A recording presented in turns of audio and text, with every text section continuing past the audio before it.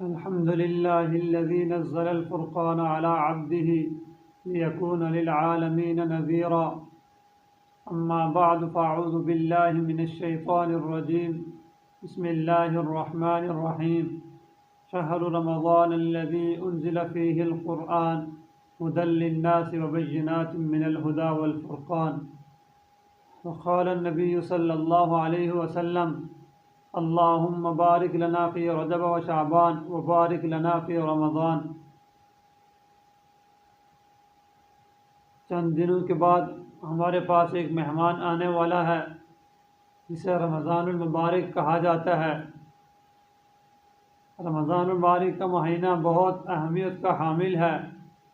اللہ کے نبی صلی اللہ علیہ وسلم رمضان المبارک کا استقبال فرمایا کرتے، اور اللہ کے نبی صلی اللہ علیہ وسلم رمضان المبارک کا مہینہ آنے سے پہلے شعبان المعظم کے مہینے کے اندر اللہ کے نبی صلی اللہ علیہ وسلم بہت کثرت کے ساتھ روزے رکھا کرتے تھے اور رمضان المبارک کا استقبال فرمایا کرتے تھے.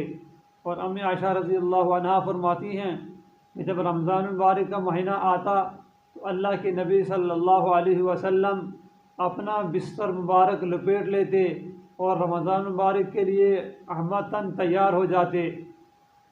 تو یہ رمضان مبارک کا استقبال ہے، اور رمضان مبارک کو خوش آمدید کہنا، پھر اس کے لیے اپنی جو دنیاوی ضروریات ہیں، معاملات ہیں، ان کو کم سے کم کرنے کی کوشش کرنا.